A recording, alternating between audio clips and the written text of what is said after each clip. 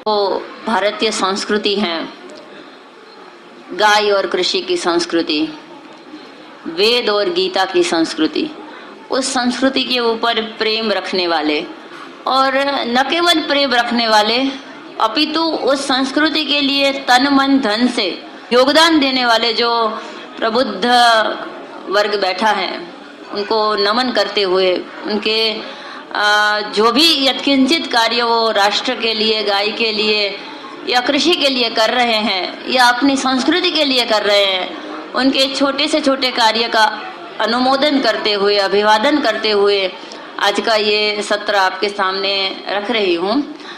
तो उसमें भी कोई भी प्रश्न मस्तिष्क में उठे तो लिख लीजिएगा। वो सत्र समाप्त होने के बाद आपकी जिज्ञासा को संतुष्ट करने का प्रयास करूँगी। कोई शंका हो, जिज्ञासा हो तो वो आप पूछ सकते हैं सत्र समाप्ति के बाद। विषय है कि रसोई का विज्ञान क्या चीज़ है। न केवल हम बोलते हैं, विश्व के सभी देशों के जो प्रवासी भारत में आए, चीन के थे, मेगास्थनीज था, जापान, अलग अलग प्रांतों से जो आए, उन्होंने जो भारतीय संस्कृति का या भारतीय जीवन शैली का अभ्यास किया, उन्होंने अपने मंतव्य में लिखा कि Indian cooking system is best art and perfect science. ये उत्तम कला है और पूर्ण शास्त्र है। और पहले यदि अर्जुन के या युधिष्ठिर के गुण बताने हो तो 2-5 दुर्गुण बताने पड़ेंगे दुर्योधन के, क्योंकि काला में ही सफेद ज्यादा दिखेगा। तो मैं 2-4 बातें करूंगी, क्योंकि हमारे जीवन में जब तक वो कालिख नहीं जाएगी, हम शब्द का प्रयोजन यहाँ से हमें पूर्ण समाज गिनना है। क्योंकि जब तक हमारे समाज का एक भी व्यक्ति, हमारे भारतीय समाज का एक भी व्यक्ति ऐसा मानता है कि हमारे पास तो कोई कुकिंग सिस्टम ही नहीं है, या फिर हमें तो खाना बनाना आता ही नहीं है, दाल चावल रोटी सब्जी के अलावा हम कुछ जानते ही नहीं है, तब तक हम संतुष्ट होके नहीं बैठ सकते। इसीलिए किसी किसी को हम बोलते हैं कि बिस्किट नहीं खाना है, आइसक्रीम नहीं खाना है, तो बोलते हम तो नहीं खाते हैं, हम तो नहीं खाते हैं। मैंने कहा ठीक है, आपके ऊपर लागू मत कीजिए, लेकिन ये जनरल बात है। तो जिनको पता नहीं है कि ये पदार्थों में क्या पड़ता है, उनको हम बताएं। जिनको पता होने के बावजूद भी वो खा रहे हैं, तो उनको केवल इतना बताइए कि क्या हम मनुष्य हैं। हमको पता है कि ये जहर है, फिर भी हम खा रहे हैं, तो क्या हम मनुष्य हैं? मनुष्य हैं तो मनुष्य के बारे में बहुत वैज्ञानिकों ने, बहुत समाजशास्त्रियों ने लिखा कि man is a rational animal, माने कि मनुष्य है बुद्धिमान प्राणी है। तो उससे तो पशु पक्षी ज्यादा बुद्धिमान है। रात को 12 बजे जिसको हम कम अकल का प्राणी समझते हैं, भैंस, उसको सूखा और हरा चारा दो, बीच में एक आग का पत्ता रख दो, रात को 12 बजे। भैंस तो एनी टाइम खाती है, इसीलिए भैंस का दूध नहीं पीना है, क्योंकि वो प्रमादी है, आलसी है, स्थित प्रज्ञ है, बैठी रहती है। चाहे कितने भी हॉर्न बजा लो, बीच रास्ते में यदि भैंस खड़ी है तो नहीं उठेगी। आपको गाड़ी से उतर के उसको ऐसे मारना होगा तभी वो उठ के, और गाय जरा सा भी हॉर्न का आवाज सुनेगी तो उठ के स्फूर्ति है, इसीलिए उसका दूध भी हमें स्फूर्ति देगा। फिर भी वो भैंस है, वो आग का पत्ता नहीं खाएगी। रात को 12 बजे हरा सूखा घास खा लेगी, आग का पत्ता वो छोड़ देगी। अंधेरे में भैंस को दिखता नहीं है, उसका नाक, उसका घ्राणेंद्रिय उसको बोलता है कि ये हमारे खाने की चीज नहीं है। और दिन को 12 बजे भी मनुष्य नाम का बुद्धिमान प्राणी ऐसा खा रहा है जो उसे नहीं खाना चाहिए। तो क्या अधिकार है हमको भैंस को कम अकल बोलने का और अपने आप को बहुत बुद्धिमान बोलने का? तो अब हम मैकडॉनल्ड की ही बात करें, ये जो भी विदेशी कंपनियों ने भारत में दुकानें खोल रखी हैं, उनकी जो भी खाने के पदार्थ हैं वो किचन में नहीं बनते हैं, वो लेबोरेटरी में बनते हैं। इसीलिए 5 साल पुराना पिज्जा उसका होगा, फिर भी उसमें जंतु नहीं लगेंगे। 5 साल पुराना, 5 साल पुराना उसका कोई भी व्यंजन होगा, उसमें कीड़े नहीं पड़ेंगे, क्योंकि कीड़ों को भी पता है कि कहाँ पड़ना चाहिए। वो एक बार विनोबा भावे जी, उस टाइम तो इतना हमारे खाने पीने में कंपनी सरकारों का हस्तक्षेप नहीं था। डोमिनोज वगैरह उस समय विनोबा जी के टाइम पे मल्टीनेशनल कंपनियां आ रही थी, घुस गई थी। राजीव भाई जी कहते हैं कि ईस्ट इंडिया कंपनी से ये सिलसिला चल रहा है और प्रत्यक्ष है, और आज तो हमारे खाने पीने पर भी वो हावी हो गई है सभी। तो विनोबा भावे जी से किसी ने पूछा कि मशीन में पॉलिश किए हुए चावल खाने चाहिए या हाथ से छड़े हुए चावल खाने चाहिए।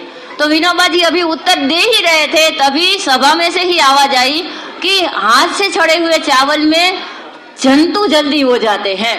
तो विनोबा जी ने तपाक करके उत्तर दिया, जंतु को भी पता है कहाँ पढ़ना है, जंतु को भी पता है कि कहाँ पढ़ना है हमें। माने कि एक जो मीठा होगा, जो धान्य मीठा होगा, जो रोटी मीठी होगी, नेचुरल स्वाद में होगी, तो उसमें फंगस लगेगा, उसमें जंतु होंगे, वो बिगड़ गया है ऐसा प्रमाण देगा। कोई भी पदार्थ मैं बिगड़ गया हूं ऐसा प्रमाण स्वयं देता है।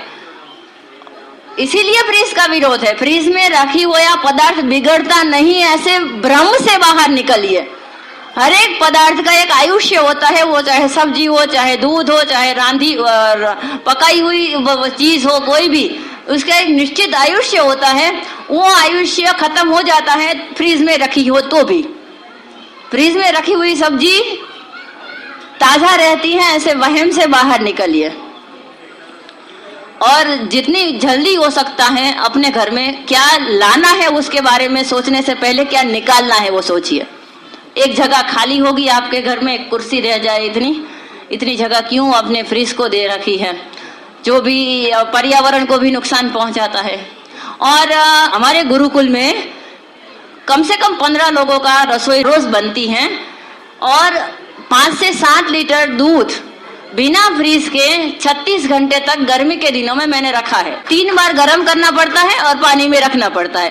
और कुछ ऐसी टिप्स आपको चाहिए तो आपकी दादी नानी से पूछ लीजिएगा कि वो फ्रीज नहीं थे तब सब्जियों को कैसे ताजा रखते थे या दूध को कैसे खाना खराब किए रखते थे। तो पहले क्या क्या निकालना है वो अपने घर में एक सूची बनाइए कि ये हमें निकालना है। एल्यूमिनियम वगैरह के बर्तनों के बारे में तो आप बहुत सुन चुके हैं, और बहुत लोगों ने तो ये प्रयोग करके देख भी लिया है और अपने घर में वो कर रहे हैं। लेकिन ये भी एक बहुत ही दुर्व्यवस्था देखी घर में कि फ्रिज की बिल्कुल जरूरत नहीं है, फिर भी फ्रिज ने हमारा घर की जगह रोक के रखी है। एक भी चीज ऐसी नहीं है जिसको फ्रिज जीवित रखता हो। फ्रिज केवल इल्यूजन खड़ा करता है, भ्रम खड़ा करता है कि वो जिंदा है और हम बिल्कुल अहिंसक है। जिसमें प्राण हो ऐसी सब्जी हम खाते ही नहीं है। जिसका प्राण चला गया है, जिसमें कोई रस नहीं रहा है, ऐसे ही पदार्थ हम खाते हैं, क्योंकि हम बिल्कुल अहिंसक है। एक सब्जी की भी हिंसा हम नहीं करेंगे, उसमें प्राण निकल जाएगा, बाद में ही खाएंगे। तो पहले तो ये समझने की जरूरत है कि शुद्ध आहार की व्याख्या क्या है। शुद्ध आहार की व्याख्या क्या है? आयुर्वेद की दृष्टि को एक और रखे, केवल व्यवहारिक दृष्टि से हम हिसाब लगाए तो भी शुद्ध आहार की व्याख्या मेरी दृष्टि से ये है। आपकी ढांचे में कितनी बैठती है वो आपकी अपनी अपनी सोच के ऊपर आधारित है। मेरी सोच ऐसी है, शुद्ध आहार की व्याख्या 2 तरीके से शुद्ध आहार होगा वो।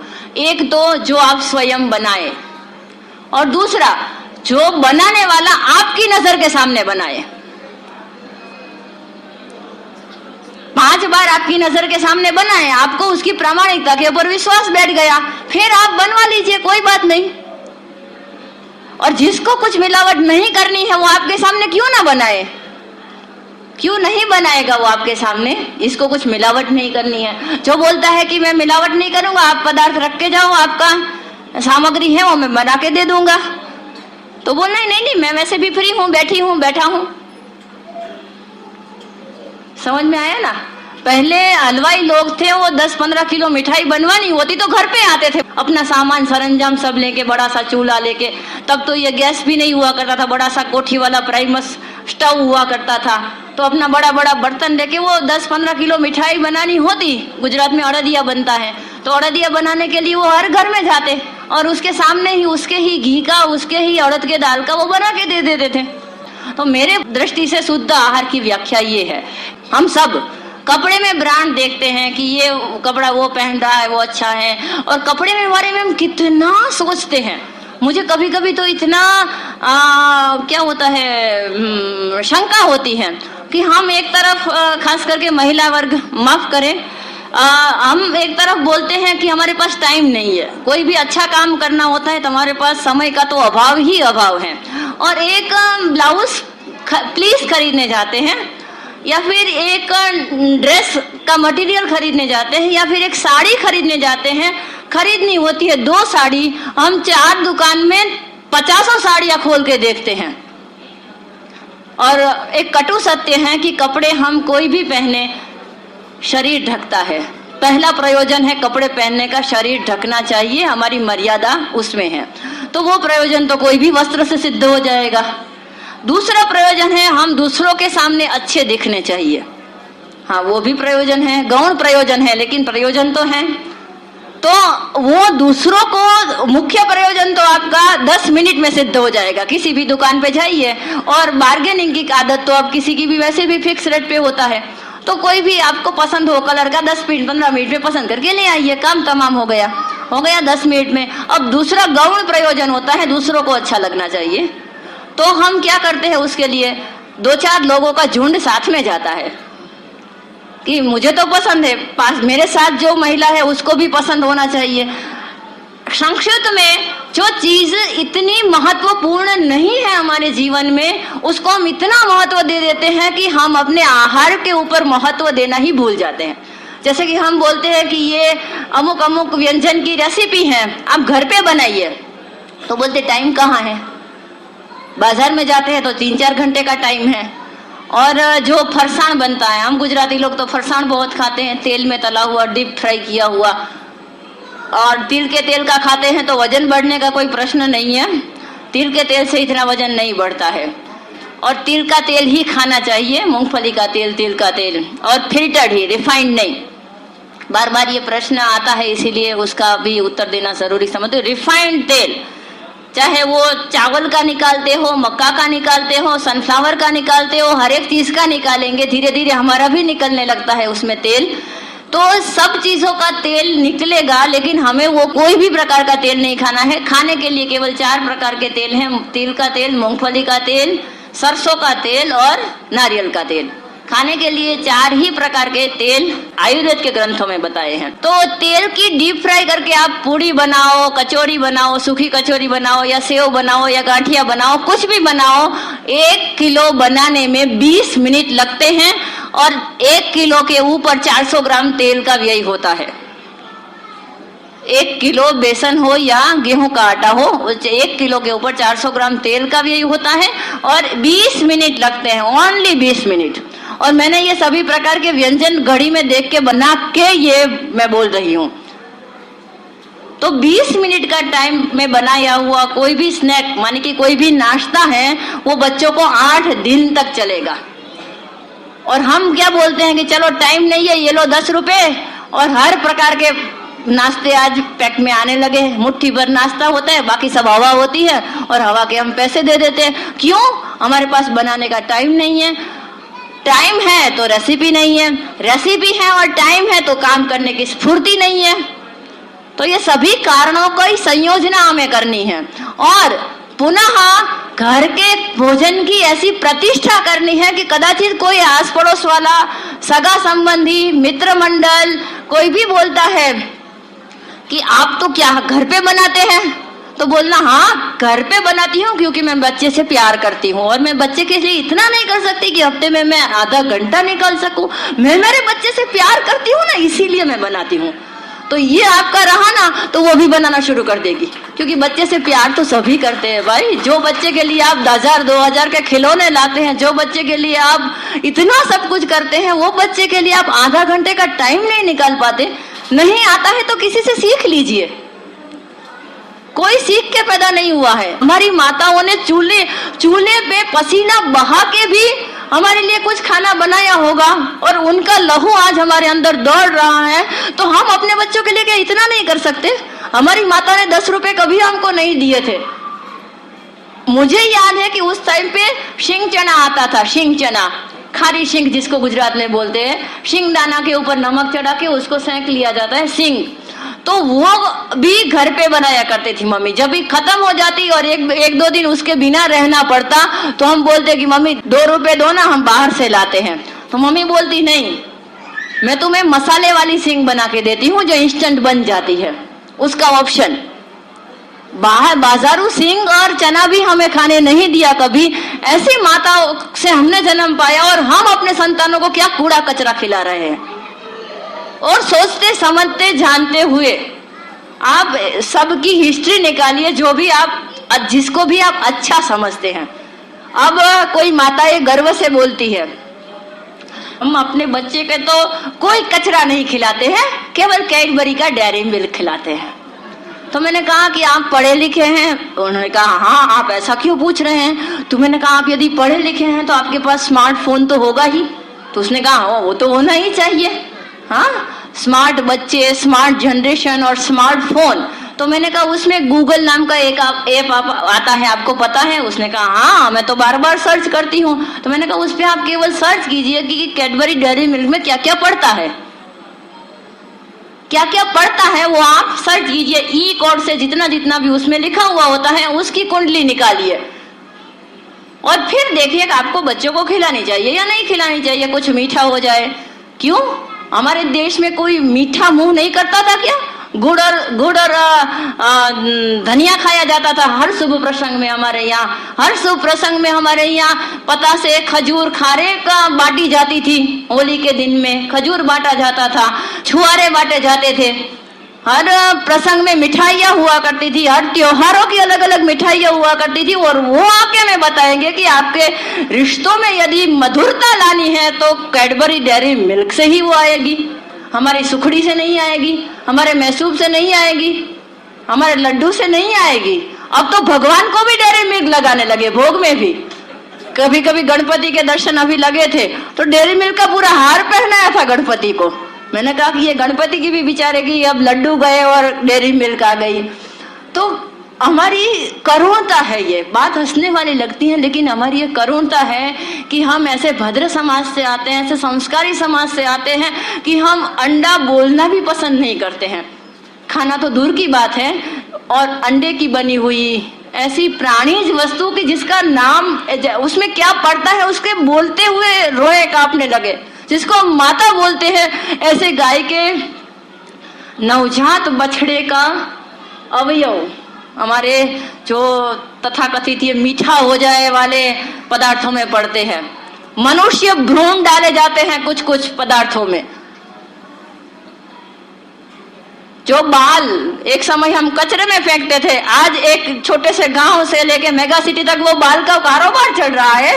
एक कोई लड़का बच्चा बच्ची निकलेगा और बोलते हैं बाल दे दो, बाल दे दो। क्या करते हैं वो बाल का? हम पूछते हैं कि आप बाल का, हम तो बेचते नहीं है। स्थान भ्रष्टा न शोभनते दंता केशा नखा नरा, तो उसकी कोई कीमत नहीं रहती। यहाँ तक है तब तक उसकी कीमत है। हाँ, नख की, नर की, बाल की, सबकी। तो वो हम तो बाल की खाल उतारने वाले हैं वैसे भी। तो हम उनसे भी पूछते हैं कि आप ये बाल का करते क्या है? तो बोलते हम बेच देते हैं। तो मैंने कहा किसको बेचते हैं? तो बहुत 10, 15, 25 लोगों से पूछने के बाद हमें एक जगह का उसने पता दिया कि हम यहाँ बेचते हैं। पहले तो हमने पूछा कि इसका करते वो लोग क्या करते हैं? तो उसने बोला कि वो विग बनाते हैं। मैंने कहा इतनी सारी विग, भगवान ने सबको नैसर्गिक बाल दिए हैं। कोई कोई लोग को भगवान की कृपा से कहते हैं कि गंजे लोग निर्धन नहीं होते कभी, गंजों को भगवान ने बहुत धन दिया होता है। तो किसी किसी को ये धन का योग होता है तो गंजे हो जाते हैं, तो उन्हीं को केवल जरूरत पड़ती है कृत्रिम बाल की। बाकी तो भगवान ने सबको नैसर्गिक बाल दिए हैं। तो इतने विग की क्या जरूरत है? तो हम उनसे मिले तो उन्होंने बोला कि इंटरनेशनल पिज्जा बनाने वाली कंपनियां ये बाल लेती हैं। पिज्जा में बाल में से कुछ ऐसा तत्व निकलता है, वो प्रोसेस करके निकालते हैं मनुष्यों के बालों में से, कि जो वो पिज्जा में डालते हैं। अब एक भी बाल यदि पिज्जा में आ जाता है, पिज्जा में नहीं, कोई भी खाद्य पदार्थ में आ जाता है, तो हम पत्नी के साथ झगड़ा करते हैं कि दाल में बाल आ गया, रोटी में बाल आ गया, बाल बांध के खाना बनाया करो। और उसी बाल में से बने हुए कुछ पदार्थ पिज्जा में डाले जाते हैं और हम आनंद पूर्वक खाते, और बाकी जो प्राणीज पदार्थ है उसकी बात तो अलग ही है।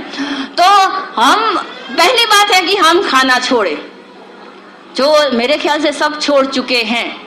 हाँ, ऐसी आशा रखती हूँ कि सब ये बाजारू खाना छोड़ चुके हैं। ये हमारा पहला कदम हुआ। दूसरा कदम है ये कि जो खा रहे हैं उसका असहयोग करें। समर्थन देना ये भी एक प्रकार का सहयोग हुआ। समर्थन देना मानी उसका सहयोग करना, माने कि वो जो कर रहे हैं वो उसको अपनी जगह करने दो, हम अपनी जगह पे अच्छे हैं। ऐसा नहीं करना है। किसी भी स्थान पे आप जाते हैं तो आप अपना विरोध प्रदर्शित अवश्य करें, आपकी तूती कोई सुने या ना सुने।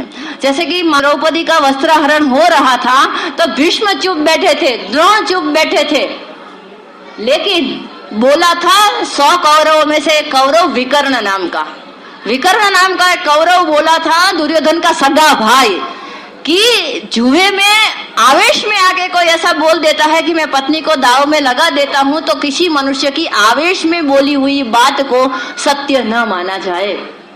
और द्रौपदी हमारी कुलवधु है, हमारी पुत्रवधु है, हमारी आबरू है, इज्जत है, उसका भरी सभा में अपमान नहीं होना चाहिए। ऐसा विकर्ण ने अपना विरोध प्रदर्शित किया था और उसका उल्लेख व्यास ने लिख के रखा है। आज की तारीख में भी हम विकर्ण को नमन करते हैं, चाहे वो दुर्योधन का भाई क्यों ना हो। उसके विरोध की व्यास ने उल्लेख करके रखा, तो भविष्य में कदाचित इतिहास लिखा जाए तो हम विरोध करने वालों में से हो, मूक प्रेक्षक बनने वालों में से नहीं।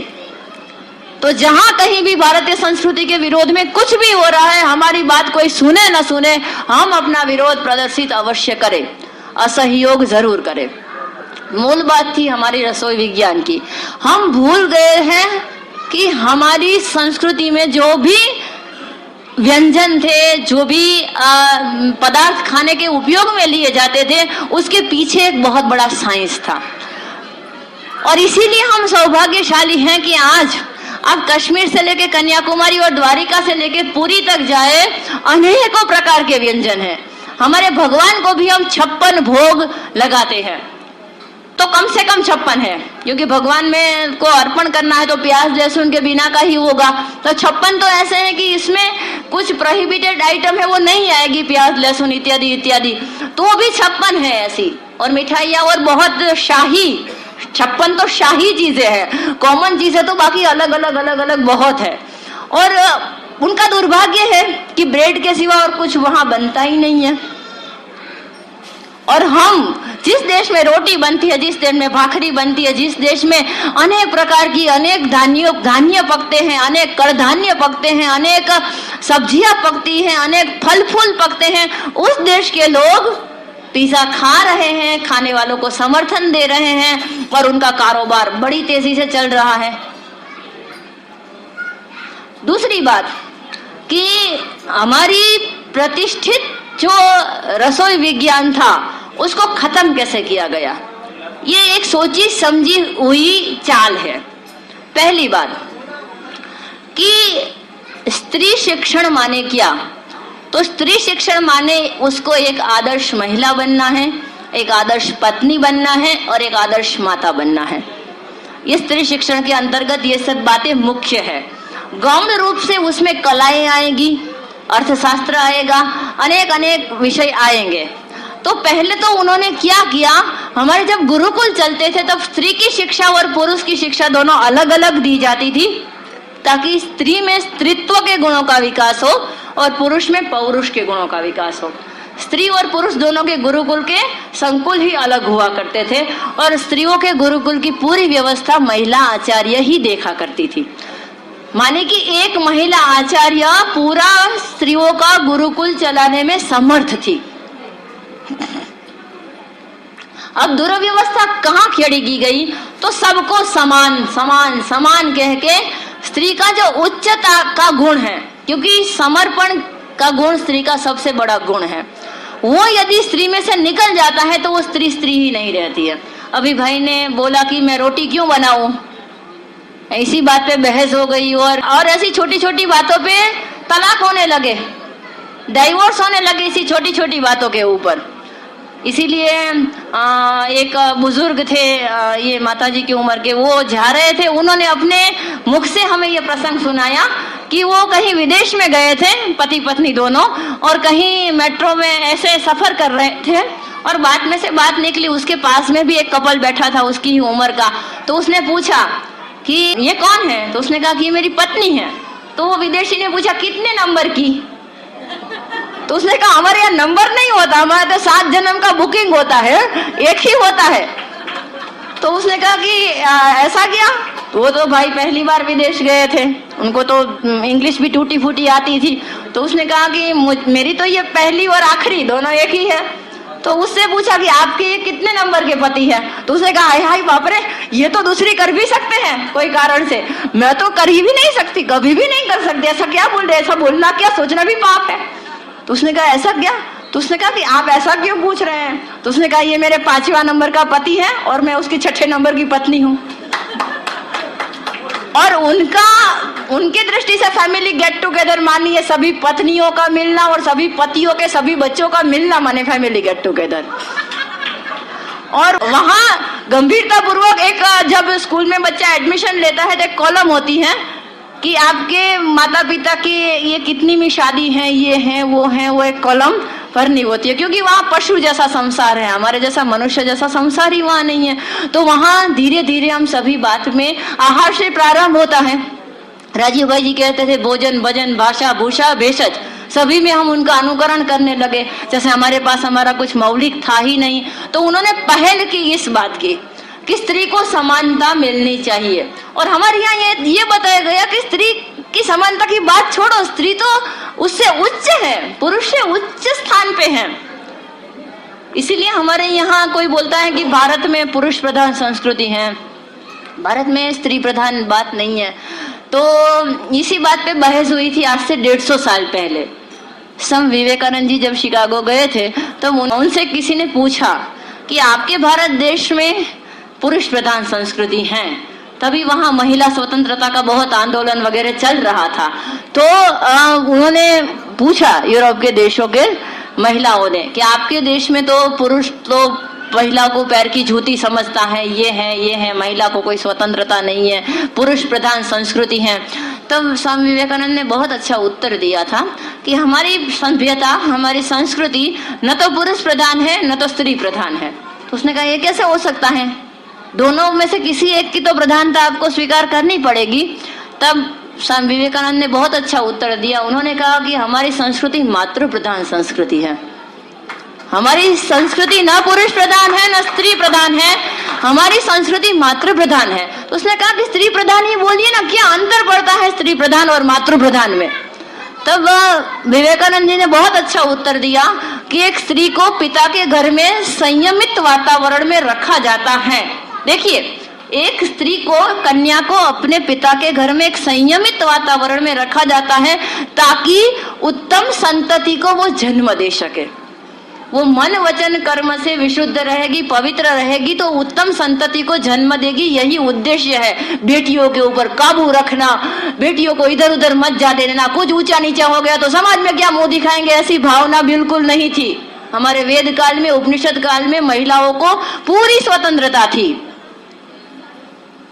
स्त्री समाज में निर्भय घूम नहीं सकती है तो उसमें स्त्री का कोई दोष नहीं है, दोष समाज का है कि समाज को हमने इतना हेल्दी नहीं बनाया, समाज को हमने इतना संयमित और संस्कारी नहीं बनाया कि हमारी बहन बेटियां समाज में जा नहीं सकती, समाज में सलामत नहीं है। दोष पूरे समाज का है।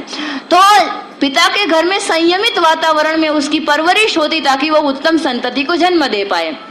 फिर उसका विवाह होता है, वो किसी के घर में उसकी पत्नी बन के जाती है। वो पत्नी बन के गई तो स्वाभाविक पति के ऊपर उसका अधिकार बना, क्योंकि वो पूरा अपना जीवन छोड़ के, पूरा अपने पिता का घर छोड़ के एक नया जीवन शुरू करने अपने पति के यहाँ आई है। फिर भी माँ की चलेगी घर में, ऐसा क्यों? आदर्श परिवार हमारे यहाँ ये माना जाता है कि पत्नी और माता दोनों में से किसी को पसंद करना है तो माता को पसंद करो, ऐसा आदर्श माना जाता है, माना जाना चाहिए। क्यों? उसका मैं उत्तर दे रही हूँ, क्योंकि बहुत पत्नी की भूमिका में होंगे तो उसको दुख होगा और वही माता की भूमिका में आ जाएंगे तो उसके चेहरे पे हंसी आ जाएगी। माने कि सबको श्रवण जैसा बेटा चाहिए, श्रवण जैसा पति नहीं चाहिए। ये सीधी सादी बात हुई। तो उसका कारण मैं बताती हूँ। कि एक स्त्री ने एक संतान को जन्म दिया, पेट में रखने से लेके 9 महीने तक उसके यातना सही, उसको जन्म दिया, पीड़ा पूर्वक उसको जन्म दिया, खुद अपना दूसरा जन्म करके उसको दूध पिलाया, उसका पालन पोषण किया, उसको पढ़ाया लिखाया, अर्थोपार्जन करने के काबिल बनाया, सक्षम और समर्थ बनाया, तब जाके वो किसी एक स्त्री का पति बन पाया। ये कोई भी पत्नी यदि सोचे तो उसको पता चलेगा कि एक माँ का एक गृहस्थाश्रम में क्या महत्व है। तो विवेकानंद जी बोलते हैं कि हमारे देश में वो अधिकार उसको मिलेगा, वो किसी संतान को जन्म दे। ऐसा नहीं कि पुत्र को या पुत्री को, कोई भी एक संतान को जन्म देने की, उसको परवरिश करके बड़ा करने की वही यातना के चक्र में से पसार हो, तभी वो इतनी प्रगल्भ बनेगी, तभी वो इतनी प्रौढ़ बनेगी कि पूरे घर का अधिकार का सूत्र हम उसके हाथ में दे सके। बिना अधिकार के किसी को सत्ता मिल जाती है ना, तो उसका कितना दुरुपयोग होता है आज हम घर घर में देख रहे हैं, जहां पत्नी संचालित घर व्यवस्था चल रही है। ऐसा नहीं है। तो पहले हमारे यहाँ वानप्रस्थाश्रम भी इतना मजबूत था, तो वानप्रस्थी माने की माताएं भी समझती थी, जैसे कि आदर्श सास कैसी होनी चाहिए वो पढ़ना है तो महाभारत में कुंती का चरित्र पढ़िए। द्रौपदी के आने के बाद उन्होंने बिल्कुल हस्तक्षेप नहीं किया कि मेरे बेटे को ये पसंद है, वो पसंद है, ये नहीं है, वो नहीं है। अपने पुत्रों को द्रौपदी के हाथ में सौंप दिया। तो दोनों ओर से विचार करने की, ये गृहस्थ में कैसे रही है पुस्तक में सभी बातें हैं, आप विस्तार से पढ़ लीजिएगा। तो मुख्य बात यह है कि हमारे देश की संस्कृति न तो स्त्री प्रधान है न तो पुरुष प्रधान है, हमारे देश की संस्कृति मातृ प्रधान है। और शास्त्रों में बताया गया मातृ हस्तेन भोजनम विप्र हस्तेन चंदनम, माने कि कोई भी बालक का पूर्ण विकास तभी होगा जो वो माँ के हाथ का बनाया हुआ खाना खाएगा और माँ के मुख से शिक्षण पाएगा। भोजन और शिक्षण ये दोनों का, जब तक बच्चा 5 साल का है तब तक बालक के शिक्षण की संपूर्ण उत्तरदायी तो उसकी माता का है, पिता का भी नहीं, क्योंकि उसका एक वैज्ञानिक और मनोवैज्ञानिक कारण है कि 5 साल से छोटी उम्र का बच्चा माँ के शब्द को ही ब्रह्म वाक्य समझता है। माँ ने जो बोला वो विज्ञान के नियम के विपरीत होगा, किसी के मत से विपरीत होगा, उससे उसका कुछ लेना देना नहीं है। मेरी माँ ने बोला तो वही सही है, ऐसा जब तक बालक का मानना है तब तक वो सही में शिक्षण ले रहा है, संस्कार ले रहा है। तो आज एक चिड़िया का बच्चा भी, एक चिड़िया का बच्चा, एक कहानी मैंने सुनी थी, बहुत छोटी सी कहानी है कि एक चिड़िया का बच्चा एक घर के विंडो पे, घर की खिड़की पे आके खड़ा है और 2-2.5 साल का एक बच्चा उसके सामने खड़ा है और चिड़िया का बच्चा ऐसे पंख फैला फैला के गा रहा है, हंस रहा है, नाच रहा है, कूद रहा है, प्रसन्नता व्यक्त कर रहा है। तब वो 2-2.5 साल का बच्चा उससे पूछता है कि तुम इतने हेल्दी दिख रहे हो, तुम इतने हैप्पी दिख रहे हो, क्या कारण है? विज्ञापन की भाषा में बोला जाए तो आपकी तंदुरुस्ती का राज क्या है, माने कि आपकी ये स्वास्थ्य का राज क्या है या आपकी प्रसन्नता का रहस्य क्या है? तो वो चिड़िया के बच्चे ने बोला कि मेरी माँ है ना, वो दाना चुगने जाती हैं तो खुद वो दाना चुग के लाती हैं और प्यार से मुझे दाना खिलाती हैं और मुझे चींची करना सिखाती है, मुझे चींची बोलना सिखाती हैं और धीरे धीरे अब देखो मैं उड़ने भी लगा, मुझे उड़ना भी मेरी माँ ने सिखाया। तो वो बच्चा रोने लगा 2-2.5 साल का। तो उसने कहा तुम क्यों रो रहे हो? तो उसने कहा क्या करूं, मेरी माँ तो नौकरी करने चली जाती है, एक बाई कोई आती है, मुझे पता नहीं कौन है वो, लेकिन मेरी माँ उसको बोलती है कि इसको ये खिला देना, वो खिला देना, बहुत सारा सामान फ्रिज में रख के जाती है, लेकिन मेरी माँ के पास मुझे खिलाने के लिए समय नहीं है। तुम नसीब वाले हो, मैं भगवान से मांगूंगा कि अगले जन्म में मुझे चिड़िया का बच्चा बनाना, क्योंकि मेरी माँ के हाथ का मुझे भोजन तो मिले। और दूसरा, अब परसों ही मेरे माँ बाप बात कर रहे थे कि मुझे किसी प्ले स्कूल में डालेंगे, तो वहां मैं अपनी माँ बाप की भाषा बोलना क्या सीखूंगा? जिस देश में बोला जाता है कि बारिश बारिश तुम आ जाओ और हम सबके ऊपर तुम प्यार बरसाओ, उस देश में रह के उस देश की माँ की भाषा न सीखते हुए रेन रेन गो अवे, हाँ, ऐसी भाषा में सीखूंगा जो पराई भाषा है। तो मुझसे तो तुम भाग्यवान हो कि तुमको तुम्हारी माता ने उड़ना सिखाया, तुमको तुम्हारी माता ने बोलना सिखाया, तुमको तुम्हारी माँ ने खिलाया। तो क्या हमारे बच्चे भी यही नहीं बोल रहे हैं ना कि हम, एक समय होता है जब बच्चों के पास उसका बचपन होता है, उसी समय हमारी युवानी होती है जो कि पैसे कमाने की उम्र है, ऐसा हम सब मानते हैं। तो हम ऐसा सोचते हैं कि बच्चों को तो टाइम बाद में दे देंगे, अब पैसे छाप लेते हैं, पैसे कमा लेते हैं। और दुर्व्यवस्था देखिए, पैसे जमा करके हम रखते भी कहाँ हैं? बैंक में। और बैंक का तो आपने पूरा अभी सुबह ही देख लिया, किसी भी समय आपको कहा जा सकता है कि हाथ ऊंचे कर दो, ठंडे पानी से स्नान कर लो, आपको बैंक में रखा हुआ पैसा नहीं मिलेगा। क्या कर सकते हैं हम, क्या कर सकते हैं हम, जरा सोचिए। इसीलिए हमारे शास्त्रों में बताया गया, धन को भूमि में रखो। पहले सोने चांदी की करेंसी हुआ करती थी, सोने चांदी की करेंसी हुआ करती थी। जिस दिन से पेपर, उसकी अर्थशास्त्र का बहुत बड़ा विचार है। हमारे एक बुजुर्ग थे हमारे गांव में, वो केवल 6 महीने तक पढ़े थे, केवल 6 महीने तक। हम उनके पास सब सीखने जाते, तो वो बोलते, जिस दिन से पेपर करेंसी आई है ना, पेपर करेंसी, हाँ, जिस दिन से भारत सरकार ने पेपर करेंसी आई है ना, तब से भारत, बोलते कि उसका तो बेचारे के किसी के साथ ऐसा संबंध भी नहीं है कि वो 2-5 दिन किसी के घर पे भोजन ले ले, बेचारे को होटल में खाना पड़ता है, बेचारे को होटल में खाना पड़ रहा है।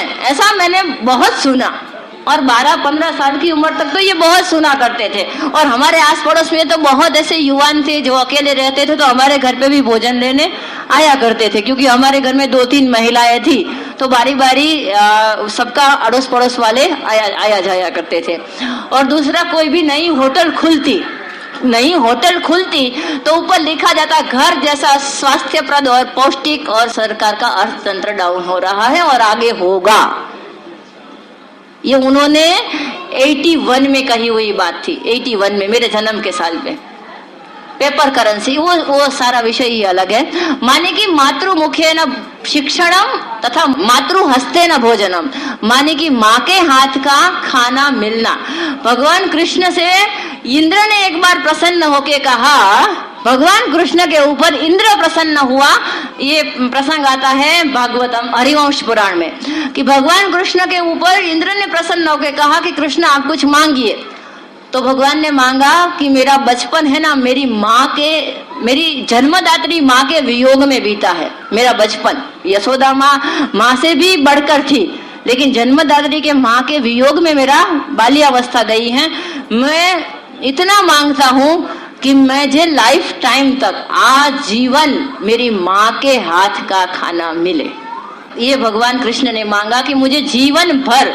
और भागवत में आता है कि भगवान कृष्ण का देहावसान हो गया, उसके बाद में उसके माता पिता ने तुरंत देह त्याग किया। माने कि भगवान कृष्ण को भी ये अपेक्षा है, ये आशा है, ये उसका लालसा है कि मुझे माँ के हाथ का भोजन मिले। तो हमारे बच्चों को नहीं होगी क्या? माँ के भोजन का कोई विकल्प नहीं है, क्योंकि उसमें प्रेम का माधुर्य है। कोई बोलता है कि ये, और देखिए हमारी मानसिकता कितनी जल्दी परिवर्तित हो रही है। जब मैं छोटी थी, मेरी परवरिश एक छोटे से टाउन में हुई है, गांव भी नहीं बोल सकते, सिटी भी नहीं बोल सकते ऐसे। तो मैं जब छोटी थी और किसी घर में एक ही महिला होती, माने कि पति पत्नी 2 ही रह रहे हैं, एक ही महिला होती, और वो किसी भी कारण से बीमार हो या कहीं जाना हो तो स्वादिष्ट भोजन पाने हेतु पधारे। कोई भी रेस्टोरेंट के ऊपर ऐसा लिखा हुआ मिलता, घर जैसा भोजन मिलेगा। और आज हम किसी के घर पे जाते हैं, बहुत अच्छा स्वादिष्ट भोजन बनाया होता है, तो हमारे मुंह से अपने आप शब्द निकल जाते हैं, होटल जैसी पाव भाजी है, होटल जैसा ये बनाया है। तो माने कि पहले जो होटल अभी पैदा हुई थी, अपनी कुमारावस्था में थी होटल कल्चर, तब होटल वालों ने बोला कि घर जैसा है यहाँ वो, और आज होटल कल्चर इतना बढ़ गया कि आज हमें घर के भोजन की, माँ के हाथ के भोजन की, किसी की गृहिणी के, किसी की अन्नपूर्णा है घर की, उसके भोजन की तुलना हम कचरे जैसे होटल के भोजन के साथ कर रहे हैं। आइडियल गृहिणी तो ऐसा बोले कि ऐसा मत बोल, आपके शब्द वापस ले लीजिए प्रशंसा के। मेरा खाना होटल के खाने जैसा बिल्कुल नहीं है। आपको प्रशंसा के कोई दूसरे शब्द नहीं मिल रहे हैं तो रहने दीजिए आपके प्रशंसा। हमें ऐसे ही प्रशंसा नहीं चाहिए कि होटल जैसा बना है। लेकिन वो भी गृहिणी भी सुन लेती है, क्योंकि उसको भी लगता है कि होटल का खाना माने स्वादिष्ट खाना, घर पे ऐसा स्वादिष्ट हो ही नहीं सकता। तो ये मानसिकता बदलनी चाहिए। पहले होटल में खाना खाने जाने वाले क्या माने जाते थे? बेचारे, बेचारे को जाना पड़ता है, क्या करें। और आज बोलते हैं कि क्या करें, वो बेचारे को तो शनि रवि पे भी घर पे खाना पड़ता है। संडे के दिन भी वो बेचारे घर पे खाना खाते हैं, गरीब लगते हैं। घर पे खाना खाने वाले गरीब, संडे के दिन भी, कभी भी फिल्मों ना देखने वाले गरीब, ब्रांडेड कपड़े न पहनने वाले गरीब, और ब्रांडेड फटे हुए जीन्स पहनने वाले श्रीमंत। तो हमारी कुछ मानसिकताएं, कुछ व्याख्याएं बदलने की जरूरत है। तो कुछ आज ऐसी बातें शेयर करना चाहूंगी आपसे कि पहली बात कि गुजराती में एक कहावत है कि जे पानी मग चढ़े ये पानी छोड़वाना होय। माने कि घी यदि सीधी उंगली से नहीं निकलता है तो टेढ़ी कर लो। तो हमने एक कंसेप्ट निकाला। हमारे 12 बच्चे हैं गुरुकुल में, तो उनको अलग अलग समूहों से आते हैं, अलग अलग घरों से आते हैं। तो हम कुछ व्यंजन ऐसे बनाते हैं जिसका ओरिजिनल नाम, सही नाम हम उसको नहीं बताते हैं। जैसे कि खिचड़ी है, सामान्य मूंग और चावल की खिचड़ी है, उसमें सभी अलग अलग धान्य 2-2, 3-3 चम्मच मिला दिए क्वांटिटी के हिसाब से। यदि 1 कटोरा चावल 1 कटोरा मूंग है तो उसमें 2-3 चम्मच अलग अलग धान्य, कड़धान्यों को सेंक के, पीस के डाल दिए। तो मल्टीग्रेन हौच पौच, उसको खिचड़ी बोलना ही नहीं है। खिचड़ी बोला तो वो नहीं खाएंगे, लेकिन मल्टीग्रेन हौच पौच बोल दो, कोई ऐसा आधुनिक नाम सोच लो, फिर वो बोलेंगे कि ये तो बहुत ही टेस्टी है, वाव। तो हम बोलते हैं ये वाव नहीं है, ये खिचड़ी है। खाने के बाद तो उसको लगता है। फिर हम रोटी की सैंडविच बनाते हैं। जैसे कि रोटी है वो कभी कभी दोपहर में बच जाती है, और बच्चे दोपहर में 12 बजे खाया है तो उनको 2 बजे फिर भूख लगती है, क्योंकि इतनी दौड़ धूप करते हैं तो तुरंत उनको कुछ चाहिए। तो फिर क्या करते हैं, खीरा है या फिर टमाटर है, उसका चटनी जैसा बना के दोनों रोटी के बीच में ऐसा करके फिर रोटी को फोल्ड कर दिया और थोड़ा घी डाल के फिर उसको सेंक लिया, हो गई रोटी की सैंडविच। उसको नाम ही सैंडविच दे दो ना, क्या जाता है। बच्चों को ये छुड़ाना है हमें धीरे धीरे उपक्रम करके, क्योंकि जिन्होंने खाया है, जैसे कि मैंने पिज्जा कभी खाया नहीं, इसलिए कोई कोई बोलता है कि हमने पिज्जा छोड़ दिया, तो मैं उसको साष्टांग नमस्कार करती हूँ, क्योंकि मैंने कभी खाया ही नहीं है तो छोड़ने का सवाल ही नहीं आता है। जैसे कि कोई बोलता है कि मैं राजीव भाई से जुड़ने से पहले बहुत ही फिल्म देखा करता था, मूवी देखा करता था, कोई भी नई मूवी लगती तो पहले शो में पहली रो में जाके देखता था मैं, तो मैंने छोड़ दिया। तो मैंने कहा आपको नमस्कार। तो उसने कहा नहीं आपको। मैंने कहा नहीं, हमने तो थिएटर अंदर से नहीं देखा है कैसा होता है। मैंने थिएटर अंदर से नहीं देखा कैसा होता है, बाहर से देखा है, क्योंकि रास्ते में पड़ता है तो इधर उधर कॉस्मोप्लेक्स इत्यादि इत्यादि, अंदर से देखा ही नहीं है। तो त्याग करने का कोई सवाल ही नहीं आता है, क्योंकि पकड़ा ही नहीं है तो त्याग कैसे करें। तो उनको नमस्कार है कि जिन्होंने ऐसे महानुभावों से प्रेरित होकर अपनी सभी बुरी आदतों को, देखिए ज्ञान तो बहुत लोगों में हो जाता है, लेकिन कर्म में उसका डाइवर्ट करना, ज्ञानम भारम क्रिया विना, वो भार करता है। लेकिन क्रिया में एक बार आ गया तो फिर आपको वो ज्ञान इतना सहज बनाएगा, इतना सरल बनाएगा। तो अपने बच्चों के लिए, अपने घर वालों के लिए, अपने पति के लिए यदि हम महिलाओं को सच्चा प्रेम है, तो फिल्मों में जैसे दिखाते हैं कि आई लव यू बेटा, आई लव यू बेटी, आई लव यू मम्मा, आई लव यू, वो देखने से हमारी संस्कृति में कभी प्रेम व्यक्त नहीं होता है। हाँ, और जब ये हैप्पी मैरिड लाइफ के कोई कोई मोटिवेशनल स्पीकर हमसे मिलना होता है तो वो क्या बोलते हैं, तो मैंने कहा कि हम कभी ऐसे सेमिनार में गए नहीं है, फिर भी हमारी मैरिड लाइफ बहुत हैप्पी है।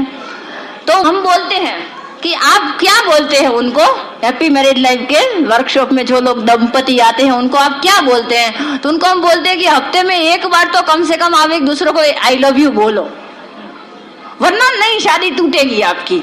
तो मैंने कहा कि मेरी माँ और पापा की शादी का 60 साल का गृहस्थाश्रम मैंने देखा है। मेरी माँ ने कभी मेरे पापा को और मेरी पापा ने कभी मेरी माँ को आई लव यू बोला है, ऐसा मुझे तो याद नहीं है। तो ये तो विदेशी बातें हुई कि किसी को आप आई लव यू बोलते हो तभी प्रेम अभिव्यक्त होता है, नहीं बोलते हो तो नहीं होता है। और बोलते हैं कि यदि आपने नहीं बोला तो आपके संबंधों में बहुत दरार आ सकती है। और वो प्लास्टर करने बैठे ही है हमारे दरारों का, क्योंकि हमारी दरारें को प्लास्टर वो करेंगे और जेब उनकी भरेगी, हमारी खाली होगी। तो ये सब बैठे ही हैं, पहले दरारें भी वही करते हैं और फिर सीमेंट लेके दरारें भरने के लिए आते भी वही है। दरारें की किसने? स्त्री पुरुष संबंध में दरारें की किसने? यही मॉडर्न एजुकेशन ने, कि जो स्त्री को समानता का अधिकार, स्त्री के ये है वो है करके किचन का काम करना माने तो बहुत तुच्छ काम हो गया। जब मैं गुरुकुल में बर्तन साफ करती हूँ तो कोई आता है और बोलते हैं कि आप ये सब काम अपने हाथ से करते हैं। मैंने कहा बर्तन साफ करने का काम तो हाथ से ही होता है, पैर से करने की कोशिश की थी, नहीं हुआ, तो हाथ से ही होता है। नहीं नहीं नहीं नहीं, वो बोलते हैं कि हाथ से करना माने खुद ही करते हैं। मैंने कहा मैं अपने ही घर का करती हूँ, मैं अपने ही पति के कपड़े धोती हूँ, अपने ही मेहमानों का या अपने ही बच्चों का है उसका बर्तन साफ करती हूँ, तो उसमें शर्म की कौन सी बात है? नहीं नहीं, आप इतनी पढ़ी लिखी हैं। तो मैंने कहा किस ग्रंथ में लिखा है कि पढ़े लिखे लोगों को झाड़ू पोछा नहीं लगाना है, पढ़े लिखे लोगों को बर्तन साफ नहीं करना है, पढ़े लिखे लोगों को कपड़े नहीं धोने हैं? ऐसा किस ग्रंथ में, किस शास्त्र का आधार लेके मुझे बताइए। देखिए, गृह कार्य माने प्रोडक्टिव जिम, ये जिम ही समझिए। आप क्यों समझ रहे हैं कि आप कपड़े धो रहे हैं? जिम में यही करवाते हैं आपसे, और कुछ नहीं करवाएंगे, ऐसे करवाएंगे और कुछ नहीं करवाएंगे, या फिर ऐसे कुछ ना कुछ एक्सरसाइज हाथ पैर की ऐसी करवाएंगे, ऐसी मूवमेंट करवाएंगे, क्योंकि आपको तो चर्बी उतारनी है और वो करने के लिए तो आप किसी भी अरे गहरे नत्थु गहरे के शरण में जाने को तैयार है। तो पहले तो गृह कार्य की एक पुनः प्रतिष्ठा हो कि गृहिणी को घर में सबको खाना बना के प्रेम से खिलाने वाली महिला संकोच से क्यों बोलती है कि मैं हाउसवाइफ हूँ? केवल क्यों बोलती है मैं गृहिणी हूँ? और न गृहम उच्यते गृहिणीम गृहम उच्यते। घर स्त्री के बिना घर है ही नहीं भाई, चाहे आप 50 लाख का ले लो, 1 करोड़ का ले लो, या 10 करोड़ का ले लो, या 100 करोड़ का ले लो, घर तभी बनता है जब उसमें एक स्त्री आती है, गृहिणी आती है। और गृहिणी के पद को हमने इतना निम्न बना दिया, खुद हमने, पुरुष का तो छोड़ दीजिए, वो समझे ना समझे, हम अपने आप को क्यों गृहिणी है तो ऐसा समझते हैं कि हम तो कुछ नहीं कर रहे हैं। एक बार करके देखिए, उनका काम आप कीजिए, आपका काम वो करे, करके देखिए। इसीलिए हमारे ग्रंथों में प्रमाण मिलते हैं इसके। मैं नहीं बोल रही, ये वाल्मीकि बोल रहे हैं, वाल्मीकि रामायण में वशिष्ठ बोल रहे हैं। जब राम भगवान को वनवास होता है तब प्रश्न खड़ा होता है कि राम भगवान यदि वनवास में जा रहे हैं तो राज सिंहासन कौन संभालेगा? क्योंकि भरत का तो अभी बात की भाषा में कहे तो चुनाव में उसका अभी नहीं आया था, वो विजेता घोषित नहीं हुए थे। भरत का तो अभी डाउट वाला था, क्योंकि अयोध्या की प्रजाजन भी स्वीकार करना चाहिए ना भरत के। तो लोकमत यदि भरत के विरुद्ध में जाता है तो भरत तो राजगादी नहीं संभाल सकता। तो वशिष्ठ से पूछा गया कि राम तो वचन के पक्के हैं, तो वो तो वनवास में जाएंगे, तो पीछे से राज्य कौन संभालेगा? तब सीता माता वन में जा रही थी, हैं ऐसा निश्चित नहीं था, केवल राम जा रहे थे ऐसी बात चल रही थी। तब वशिष्ठ का कोटेशन है, वशिष्ठ का उद्धरण है, वशिष्ठ बोल रहे हैं कि पुरुष की दूसरी आत्मा उसकी स्त्री में होती है, मानी कि उसकी दारा में, उसकी पत्नी में होती है। तो राम राज्य संभाले या सीता राज्य संभाले कोई फर्क नहीं पड़ेगा। राम यदि वनवास पे जाते हैं तो सीता राज्य संभालेगी अयोध्या का। हाँ, अयोध्या का, अयोध्या मानी आज का भारत नहीं, हाँ, आर्यावर्त कहा जाता था और बहुत ही प्रदेश अयोध्या से साथ जुड़े हुए थे। साकेत जिसका नाम था, अयोध्या का पुरातन नाम जब राम थे तब साकेत था। तो पूरा बहुत सारा एरिया था जिसका राज्य की पूरी व्यवस्था देखने की कुशलता, राज्य नीति शास्त्र का ज्ञान, अर्थशास्त्र का ज्ञान, युद्ध नीति का ज्ञान सब सीता को सिखाया गया था। ऐसी स्त्री जब समर्पण करती है तो उसके समर्पण में एक सुगंध है। आज कुछ पता नहीं है तो चलो जैसा आप बोले, तो पुरुष भी समझने लगता है नहीं मैं तो कुछ हूँ, मेरी पत्नी तो मेरा ही मानती है। लेकिन आप अरण्य कांड में देखिए राम और सीता के संवाद में कि सीता की बुद्धि कितनी प्रगल्भ है। सीता माता बोलती हैं कि आपने एक तरफ तो ये वनवासी वस्त्र धारण कर लिए और एक तरफ ये धनुष्य रखा है, वनवासी को धनुष्य की क्या जरूरत। तो सीता राम के ये इस संवाद से भरा पड़ा है पूरा अरण्य कांड। कभी कभी पढ़ लीजिए तो पता चलेगा कि ऐसी स्त्री जब समर्पण करती है तो उसके समर्पण का इतिहास लिखा जाता है। मेरी माँ ने भी सहन किया, आपकी माँ ने, नानी नानी ने भी सहन किया होगा, पर वो एक प्रकार की अगतिकता थी। अगतिकता में और समर्पण में जमीन आसमान का अंतर है। तो हम अपनी अगतिकता को छोड़ दे, माने कि क्या करे, अब चलती ही नहीं है हमारी पुरुषों के आगे तो क्यों बोले। हमारी माताओं बहनों के ऊपर एक बहुत ऐसा काल बीता कि उसकी आवाज कोई सुनता ही नहीं था, तो उसने बोलना ही बेचारियों ने बंद कर दिया और धीरे धीरे उसका बौद्धिक स्तर ही कम होने लगा। फिर हम पढ़ने लगे तो आज की बेटियां बोलने लगी, तो हम बोलते हैं कि लड़कियां बिगड़ गई हैं। नहीं बिगड़ी है, बिगड़ी नहीं है, उसकी बौद्धिक स्तर था वो थोड़ा ऊंचा गया, इसलिए वो शंका करने लगी, तर्क वितर्क करने लगी, और उसकी शंकाओं के तर्क वितर्क करने के कोई उत्तर हमारे पास नहीं है। जैसे कि एक युवा लड़की ने मुझसे पूछा कि हम मांग क्यों भरे, हम मंगलसूत्र क्यों पहने शादी के बाद, पुरुष क्यों कुछ ना करे, हम अपने विवाहित होने का प्रमाण दे और पुरुष क्यों ना दे। तो हम मजाक में भी डाल सकते थे, उसका तो बेचारे का चेहरा ही बता देगा कि शादी हो गई है, ऐसा मजाक भी कर सकते थे।